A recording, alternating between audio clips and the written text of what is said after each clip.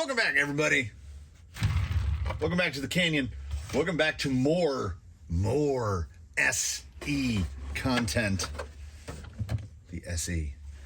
This comes in, baseline is here today to do his job. Shortly before this one, you should have seen the trip from the Fab Lab to build the battery on servo. Went out great. You'll notice there's no contraption in here. No, this is not the overdrive / underdrivization episode. That was the one I had the intention of making. And before I got to get there, I had a thought. And that thought was this. I collect things. There's a massive tire rack up here with tires I'm not using. I have a bucket that literally says motors. So when I'll give you a little forecast into the future. When the X gears go in the XF, the final 5 slot, as far as I'm concerned, unless there's some grand shift in the universe, the final 5 slot that gets tested in that guy is right here in my hand. It is from our good friends at Injora, makers of nothing, purveyors of other people's goods. 540 brushed, 5 slot, 33 turn. What? That has to be in, okay, a 16 turn 5 slot, 540, well, super common, is supposed to be something like a 27 turn 540. So a 33 turn would be like a 55. So this is the equivalent of a 55 turn. Somewhere in a bin, I've got a 55 turn. I might dig around for it and see if we don't try them. If we don't try them head to head. But that will be the guy that we're testing when the overdrive underdrive goes in, at least for the minute, unless it proves to have that turbo lag that I really perceive with these. No worries of 5 slot occurring today. What occurred to me was that I had 2 motors already in rigs, and I ordered a 3rd one for a complete test platform. This guy, our good buddy over here, in the exact configuration that he sits right now, is going to take this 16-tooth Losi pinion. I thought I had a 15. I can't find it. So it's a 16 down from the stock 18. I don't think we're going to need to go any lower because we have 3 test participants. Please don't roll away. He's trying to roll away. 1, 2. Don't magnetize towards each other either and make the clacky noise. And 3. Oh. What? Watch it. Okay, fine. Just stick together. I don't care. Well, now you can't roll away. Team Brewed Doomsday TF2 hand wound 35 turn 3 slot. Tekin HD 35 turn 3 slot. Injora tuned machine modified 35 turn 3 slot. I don't know how to respond to that. I wasn't asking you a question. You know what the problem is? I got really big hands, and when I lean down like that, I can press. See, Siri's trying to listen to me right now. I keep hitting that crown with my own. See, big hand people problems. I don't know, because I tend to lean on the bench like this. Let's see if she. So this is why she's always listening to me, and I'm like, stop it. Where I'm going with this. I got this guy for like $60. This is Jake's motor. Ordinarily, they're 80 to 90, depending on what turn. I think this guy's 89.99 new, hand wound, 35 turn. Machine wound. This is the Tekin HD. I think this is a fantastic motor, and I think it's probably at the top of the price range that I'm comfortable in paying for brushed motors, especially now that things like the SE exist. So about $50. This is an Injora tune machine 35 turn. This was $13.98. So we have three 35-turn motors, $90, $50, $14. Will I be able to even perceive a difference between the three? I don't know, because they've never even been in remotely the same platform before. So this is literally, and this does not happen here very often, but this is apples to apples to apples. It's just, these are the apples that you can get at the Dollar Tree.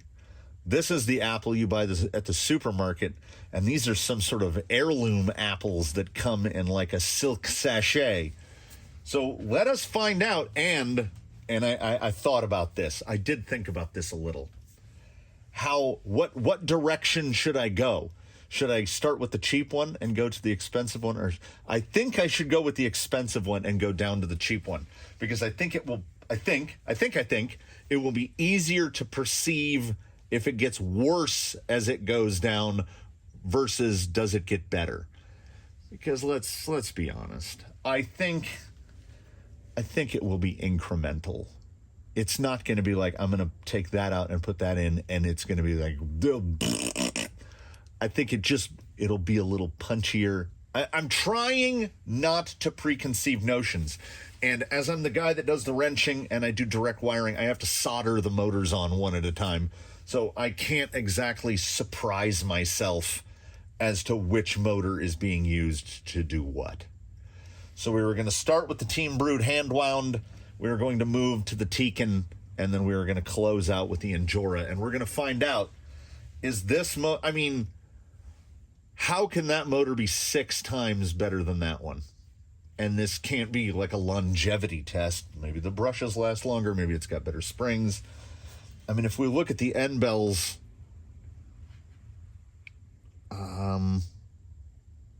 like if I wait, let me do it out of frame. Can we tell? Can we tell which one's which? I do know that the hand wound has some sort of little doojab up there. I don't know what that is. I'm not a motor expert. Let's get the expensive boy. And like I said, if I mentioned, I'll re-mention. I paid $60 for this. So to me, it was $10 more than an HD. But we're going to go off of what it would cost if you want to buy it. And they're like $90. Is a $90 brush motor worth it? Let's put it in a vehicle that is here for the purposes of testing things. And, maybe find out. All right, the expansive motor is in place. And I would like to take a moment to, I don't know, this is just a PSA. I'm not complaining. I don't think it's a subject of complaint. This is a 540 motor, and this is a 540 motor. And you'll notice the shafts that they use for the center, it must be the same for every single one of them. They are the same exact length. This problem arises with how the motor mounts in the XF with the little intermediate gear, the hat gear that drives the actual spur gear. Because he's been fitted with primarily 550s in the past, and for whatever reason, the shaft on a 550 is that much longer, 3 millimeters.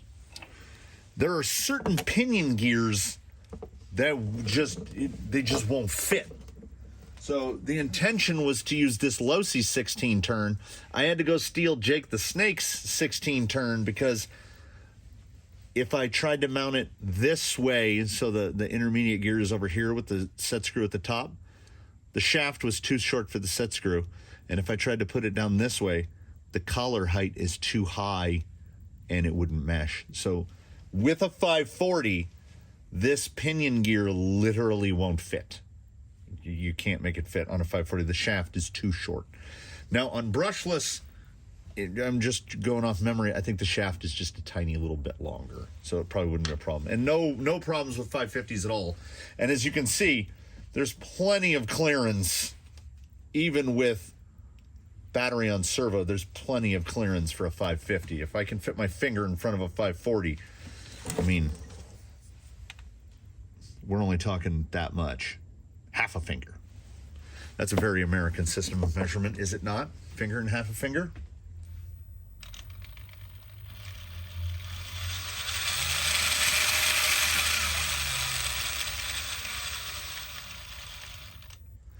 Sounds smooth enough. While I was soldering this up and getting it mounted, I thought there should be some amount of objective criteria. So I'm going to make very conscious effort to focus on the following during the little wheeling sessions that are done with each motor. Startup smoothness. Like, what's the tip in like? Low speed control. Like, where does the torque fall off and the rig just kind of... Is there any surginess to it, or is it smooth throughout the power band? And then, of course, drag brake. Top speed is not my concern. I will test each one will be driven from the shop to the course. I've got that. However, I need to walk that thing with the measurer and find out how many feet it is. Do the test out to the back.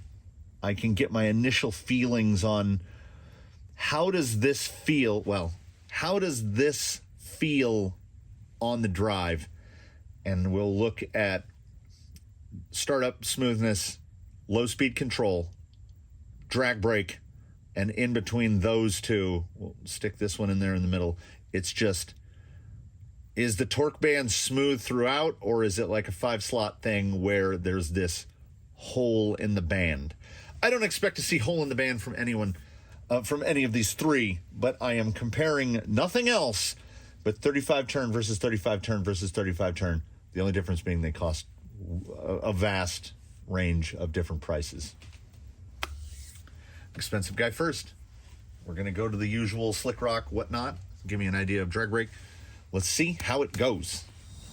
Here we are in the testing area. Team Brewed Doomsday hand wound. And I will say, this is a very smooth motor. And the initial tip in is so soft. There's that little drop of torque there, but I have to give it the tiniest bit more trigger.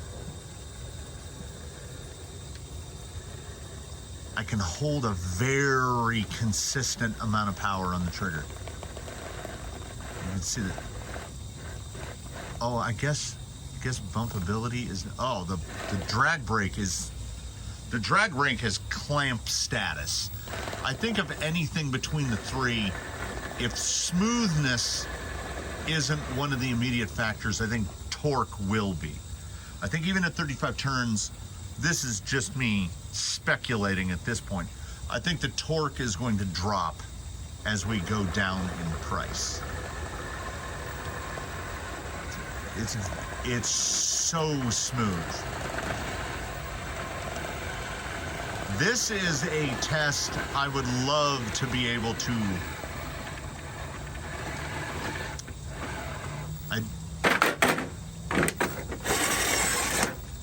that's so much torque.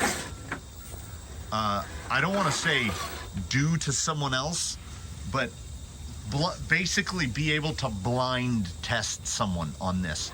Because honestly, I've never really focused on it, and this motor has been in Jake the Snake for a little while. Limitation of the pin seekers. The CG on this thing is surprisingly low. He rolls back to tire most of the time, and his self-righting ability with the slab side body is Traxxas-esque. So the smoothness is outstanding, and the mid-band is every bit as good as the initial tip in. The power band feels just smooth all around. Let me try nose down drag brake. Now I'm trying to bursty here and give it a little more beans. I think it does need heavier oil in the shocks, because I think some of my rollouts like that, some of my rollouts are me just assuming, the suspension will be slow enough to catch it. And what's in there is pretty fast acting. It's trail ready. Oh, the wheels have fallen in the grooves. The skinny wheels have fallen in the grooves.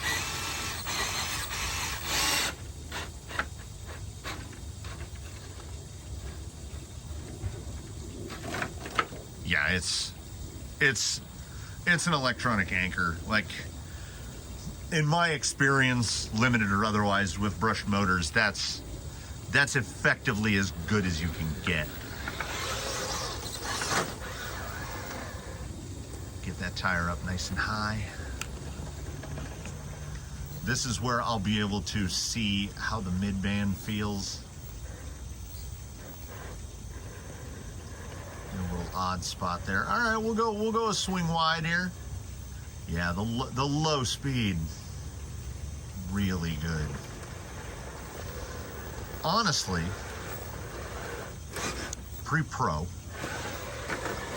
I think if you blind tested this to someone against a Fusion 1800 geared to get the same amount of wheel speed, it's almost as good. Having not tested the SE, I'm talking about what I'm calling the legacy 1800. Yeah, there's really no change in the torque profile throughout the whole band. It's just good throughout. And the drag brake, let's perch it in the air and leave it there. There's a lot of torque in that motor.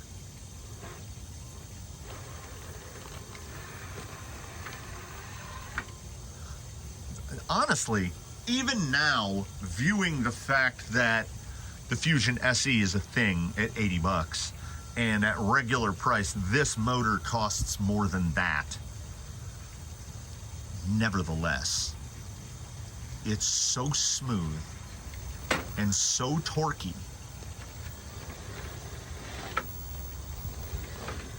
There's no surginess to it at all.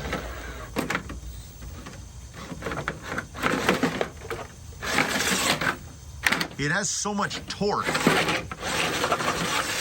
that I give it too much. I think I could gear down, really. Because the top speed is more than I need. It is trailing speed. It's probably 4.5, 5 miles an hour on the 16 tooth. I believe it could go down, because you can be mid, just slow crawl. It has it available, much like a Fusion. This motor feels very Fusion-like, and I don't think I can give a better compliment than that.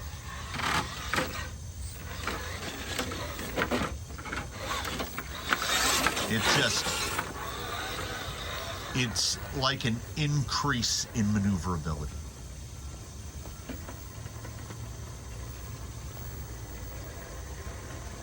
Maybe I shouldn't have started with the expensive one. All right, I could drive this motor all day.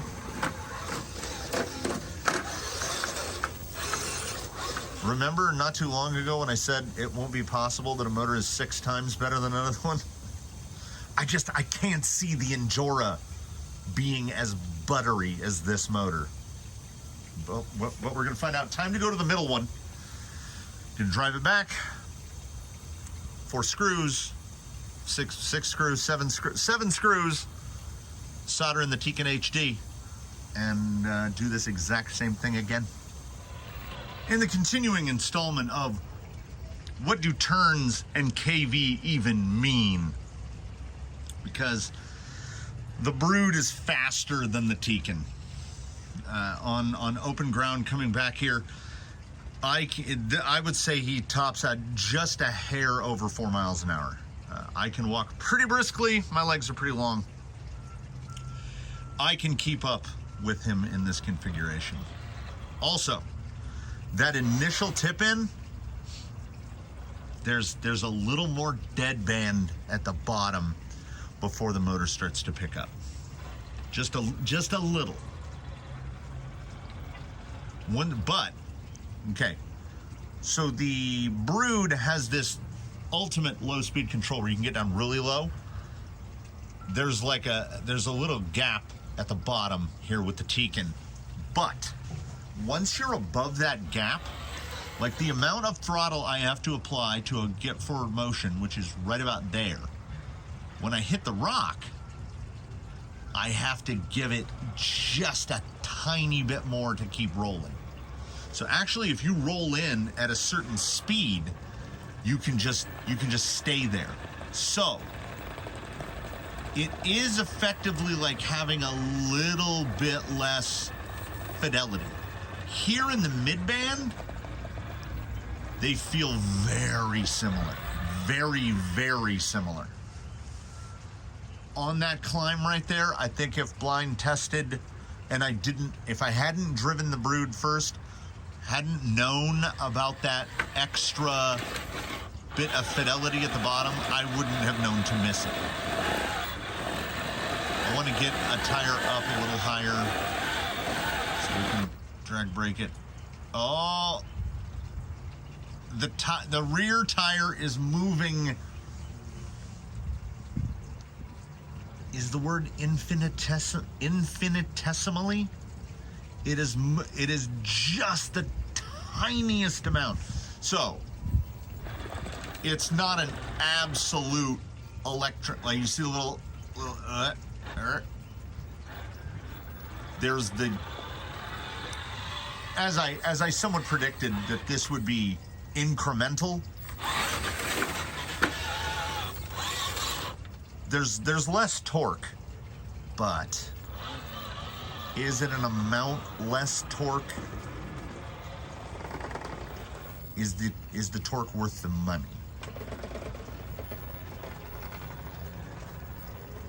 Yeah, this is okay. I can judge by, I can feel the amount of muscle tension. We've got the dent of the trigger in my finger. I can tell. Oh, look at the ribs from the controller. I can tell what amount of tension I'm applying to get me that speed. I'm using less tension on the Brood and more tension on the Tekin. A little bit of a dead, little sloppy bit at the bottom, but once you're through it, the torque is really consistent up there. There's this, it's not as fine. And I think that's to be expected, you know? Hand wound versus machine wound. The torque is very nearly there. If I hadn't wheeled them back to back in about a 5-minute window, boy, does he roll out to wheel or what? I don't know if I would have been able to tell the difference. I was kind of trying to get the same tire up attitude that I had gotten before. Yeah, the torque is so close. It's so close. The fidelity is so close. It's very, very close.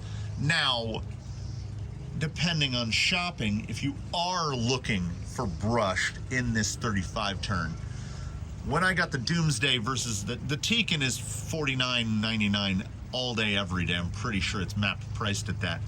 When I got the Doomsday, it was $60.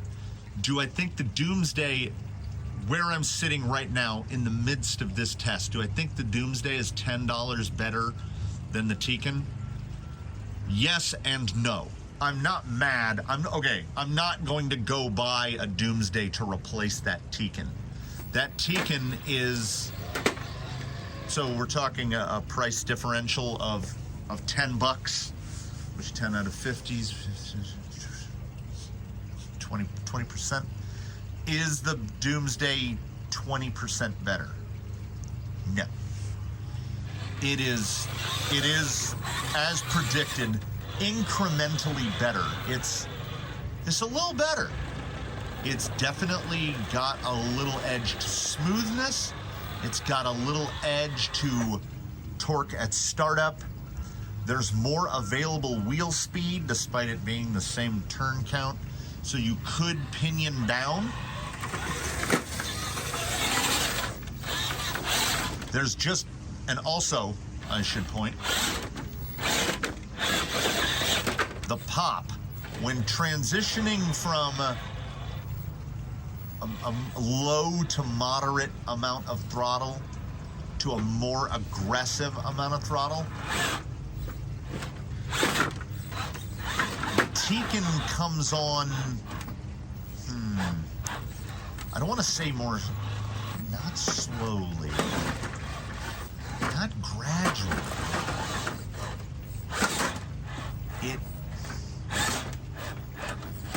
Okay, so let's not use it in Tekin-related adjective. The Brood is more crisp. With an emphasis on that crisp. It's real sibilance. The Brood is noticeable. It's crisp. You can really feel it in the trigger, how sharp the power can come on. But at the same time, it's so smooth. It's so smooth. This guy, there's a little, just the tiniest hesitation. And also, my brain is still fresh off of a bunch of 5-slot stuff. So these things feel just so sharp and immediate, both of them. The slightest edge to the Brood, and if we're looking at them $90 versus $50, I would say get the Tekin. It's so close. There's just that, like, a wristwatch is a wristwatch. But some people want to put an Omega or a Rolex or something on there. Not specifically because it tells time better. If you want to tell time better, you get something that's hooked up to the internet, and it will adjust itself every second to match up with a clock somewhere. If accuracy is what get a friggin' GPS watch and you're accurate. But there's something about the quality, the build, the je ne sais quoi of something that's made better. And I can feel that the Brood is made better. Am I 100% sure? Some good drag brake though. Am I 100% sure that it's worth $40 more? Is it $40 more? I can't speak to that. That's for an individual to decide. I think that Brood is a silken hammer, but the Tekin is also very good. So the real determiner here, what could shatter the notions that I have preconceived and then conceived. We are mid-conception here, everybody. I'm gonna put a $14 motor in there, and it will really, I think, shine a bright light on both of the motors that we've tested so far. And here we arrive with the finale of our trio. Injora 35 turn in there. Like I said, $14.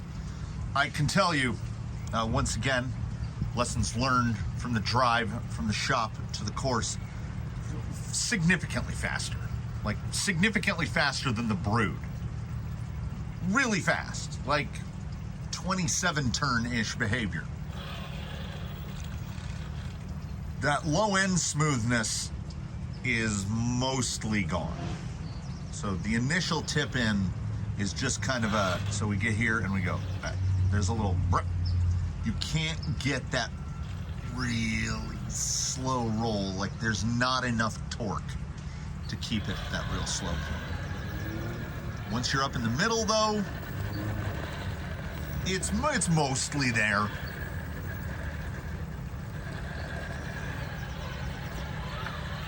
It's definitely,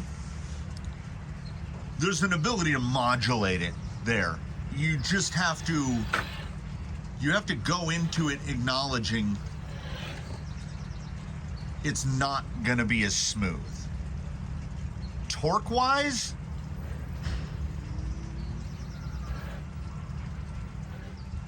I can't believe, in an attempt to shatter my own preconceived notions, and something that I never anticipated myself saying before this began.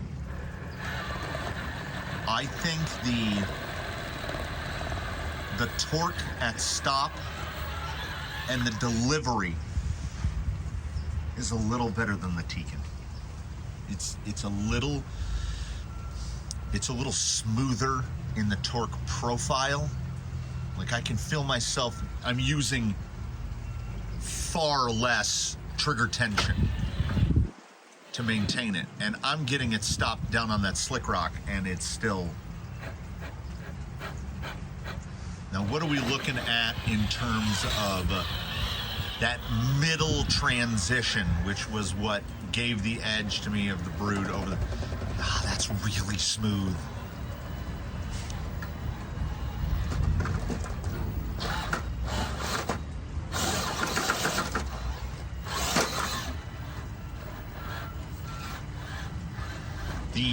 The transition to reverse is a little more sudden. So let's classify it as, like I say, how the Brood is crisp. What we have here, in place of crispiness, it's almost more punchy. So I would definitely say, I would probably say with this motor, to bring the pep down to Tiken level, I would probably have to put a 14 in there. Now, that 14 would bring the top end pep down, but would make it actually more, like there's a real immediacy. Yeah, that, I would hazard to say, and if I'm saying it, I'm allowed to say it, the drag brake performance on this is 95% of the drag brake performance of the Brood hand wound, and it's better than the Tiken. So what are the trades? What are we trading? What are we buying at $90 or whatever price point you get it at? What are we losing and what are we gaining? That extra 40 above the cost of the Tiken, it's smoother. It's what I would call a crispness rather than a punchiness. This motor is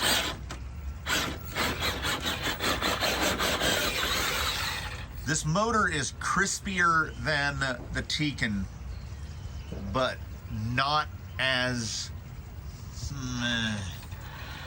it's really a hunt for adjectives here. Like that descent right there, that unintentional descent where I was lifting throttle at the bottom. So I got to here, right here, and I lifted, see?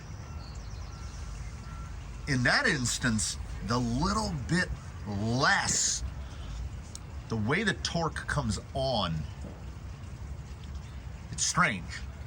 Braking torque comes on a little smoother, a little more diffused, yet it still holds harder in terms of drag brake. And I've made no speed control changes whatsoever. No gearing changes, no setup changes, no nothing.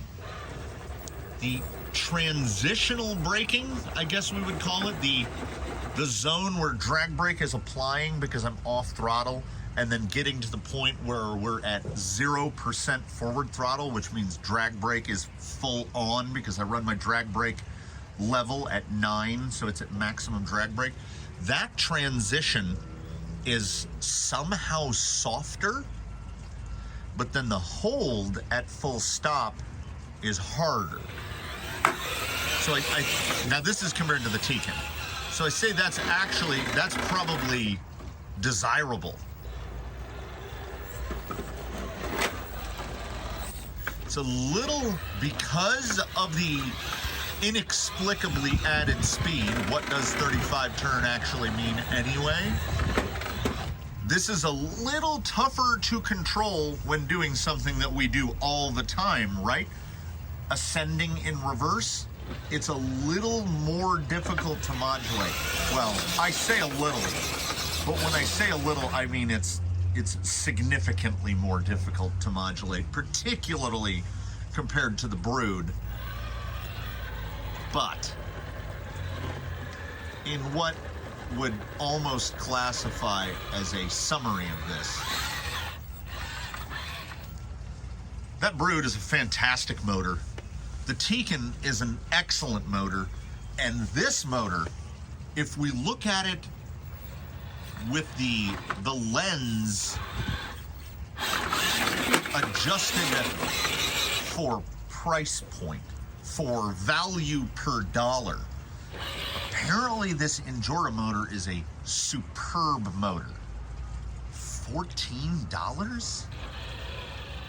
It is 90% of the Tican.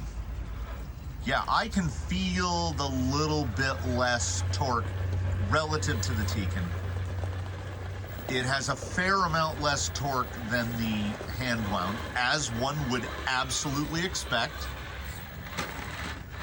But the torque profile of it, to me, is almost more desirable than when we got from the higher end options. That little bit of it doesn't have as much decelerating torque, it doesn't feel like the drag. It's like I've turned drag brake rate down, and I run my drag brake rate right in the middle. So I could, in theory, I could go in programming card, turn the drag brake rate up, replicate perhaps what I get from the Brood or the Tican, or I could dial the drag brake rate down on the Brood. All right. I will say that the Brood seems like the motor with the most potential.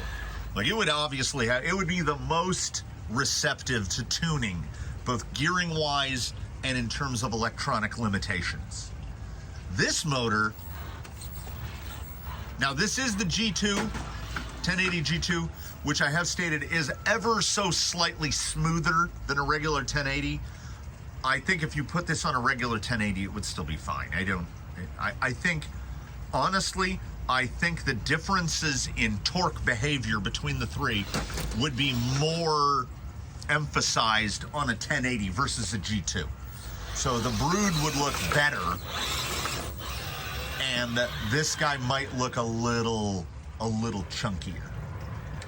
But that said, we are existing in a time where the Fusion SE is $80, and a Tican HD and a 1080 G2 is $85. So it's $5 more. A G2 plus a Doomsday is way above. But this, the combo you're looking at here, you can get a regular 1080 right now. Once the G2 came out, they dropped the price on the 1080s down to like $37. You're talking barely, what, $51 for a 1080 plus this. The exact combo that's in that rig right now, I'm pointing at it off frame. The exact combo that's in there right now is $57. Do I think that the performance is on par with an expenditure of $57? I think it shatters an expenditure of $57. Particularly, well, this rig is 5.5-ish pounds. It is, aside from some fabricated parts and relocating some stuff, it is as close to a baseline stock Enduro SE as something that lives here could. I have not touched the shocks at all. I have not touched the axles at all. I geared down 2 teeth from the stock 18 to accommodate the 35 turns. It's got some little alloy bead locks, and I ventilated the tires, but honestly and strangely, this is just some more background for you. When I put them on the alloy wheels, the performance improved incrementally, it was almost barely noticeable. I just happen to like the look of them better. Then when I ventilated the tires, the differences are noticeable very rarely. I think because of the carcass, the sidewall thickness on the pin seekers, they don't deform like you see when I go through the gaps there. Okay. As you can see when I transition through the gaps here, there's very little deflection in that tire. Very little. If any at all. It is a memory foam type foam in there. So I don't know if ventilation is as critical as it is with, say, an open cell. That said, the differences between these 3 motors, the more I wheel this one around, the smoother it feels. I think I'm getting used to the feel of it.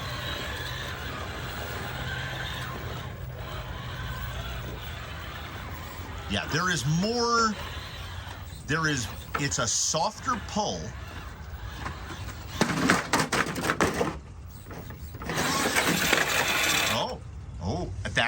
There's something I didn't test before I finish my thought about pull strength.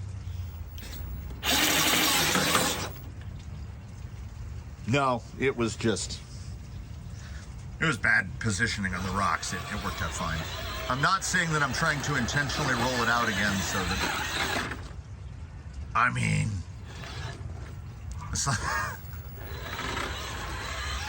yeah, you'd have to gear it down, honestly. And I don't see a cause to run that 18 at all. Unless you're in something, the only reason you'd be running an 18 tooth in this is if you put, I would say 45 turn or higher turn count than that, 45, 55, because the gearing reduction isn't significant enough to go to a pinion that big. It just isn't. And I like a bigger pinion because you get a better mesh. I got halfway driven back for the final wrap, and I had to, if you've heard a vehicle that has the sound module in it, it does this when you go to wide open throttle. You hear the like you're hitting a rev limiter. But also, the speed.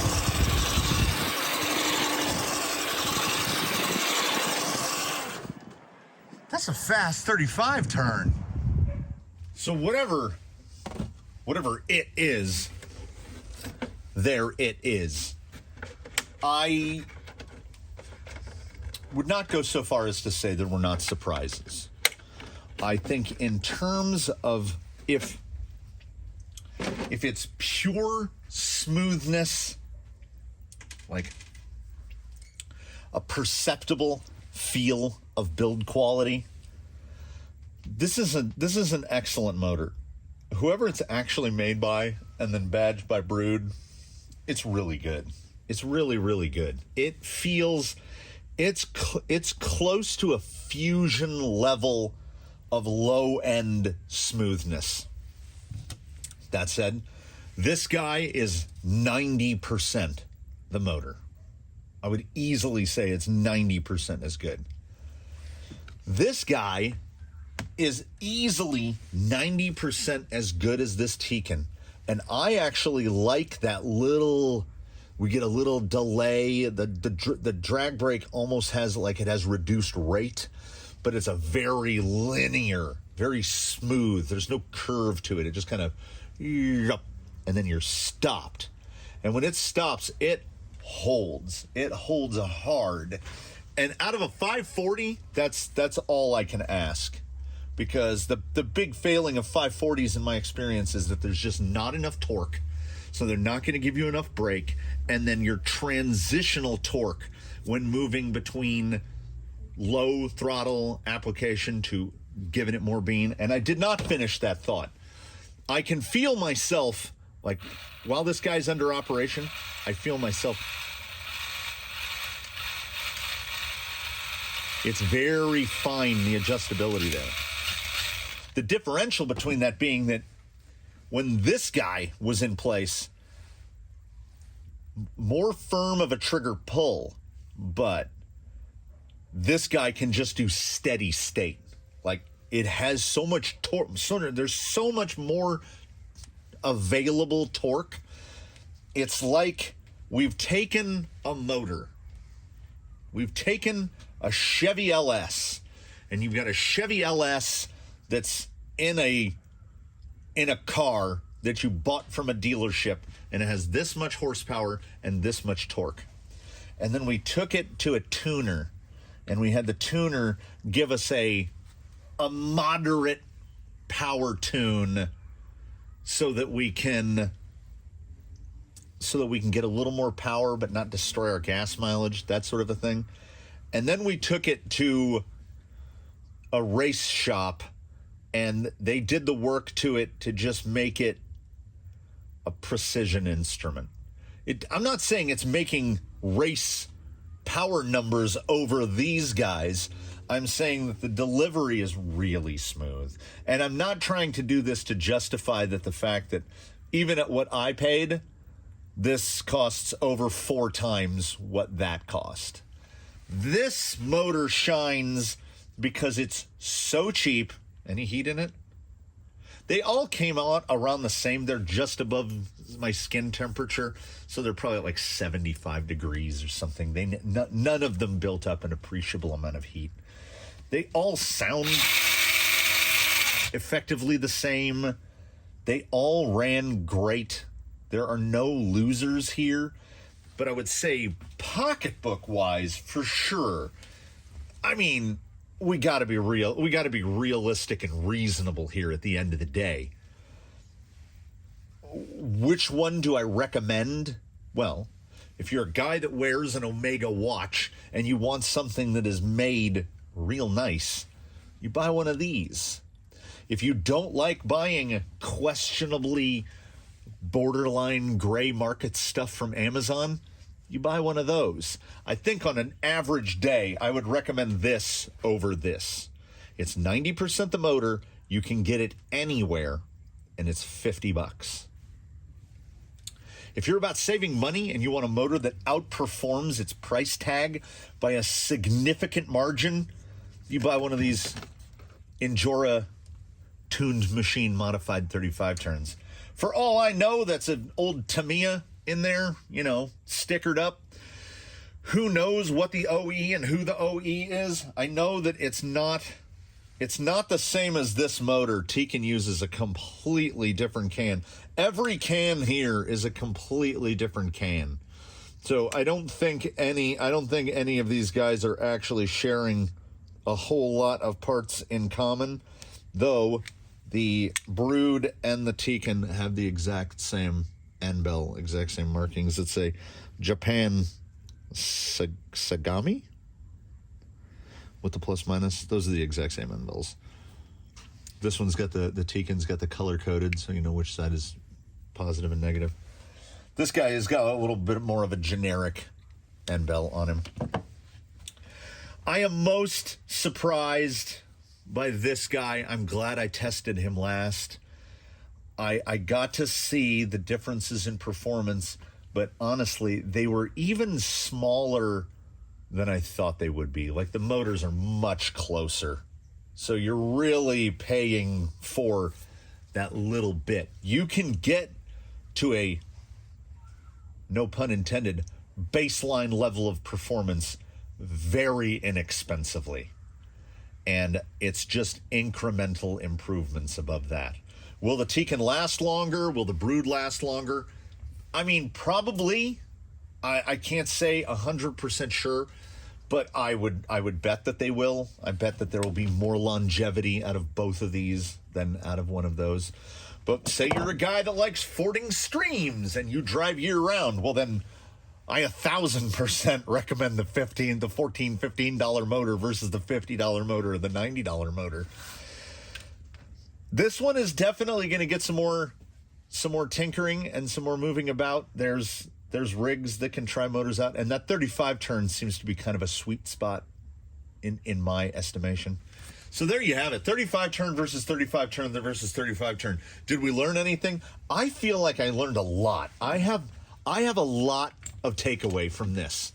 And the fortunate part of it is I don't have long offset buyer's remorse where I'm like, oh crap, I bought a Tekin and I bought a Brood hand wound when I could have just bought a couple of the Enjoras. They're different. They're different flavors. They are all just that little bit different. And they're going to go back in the spots that they're going to go.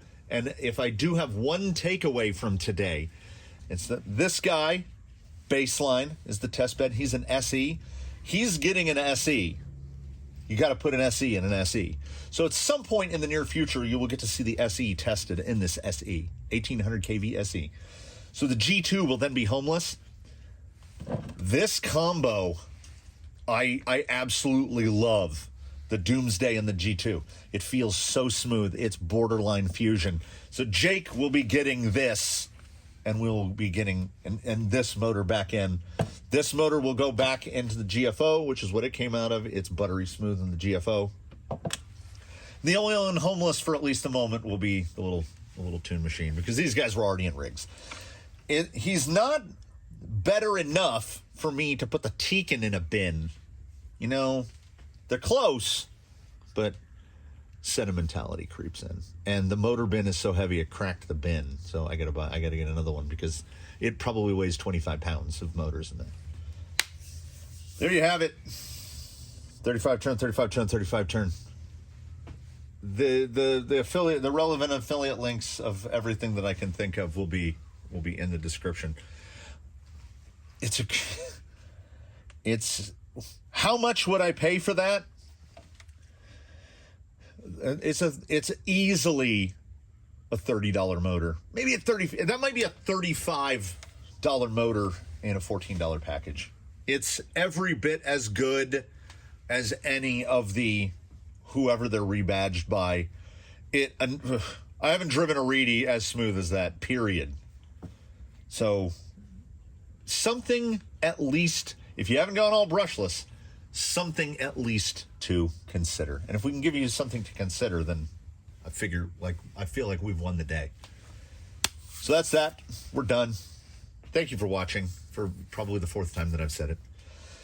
Comment below with any questions, comments, concerns. Like if you liked, subscribe if you haven't. We do offer channel memberships, which allows me to blow money on things like $14 motors. Yeah, that's right. I'm living that large. I'm living $14 motor large. I hope you tune in for whatever comes next, because what comes next is this guy's going to get overdrives, underdrives. He's going to test a 33 turn 5-slot. How's that a thing? And he'll get a fusion soon. He's almost achieved his final form as test bed. There's a little bit of stuff that gets tinkered here and there. I will be replacing all the silver screws. I'm talking about the next episode already. You know what? I need to stop. You go back to what you're doing. I'll go back to what I was doing. We'll see you in the next one.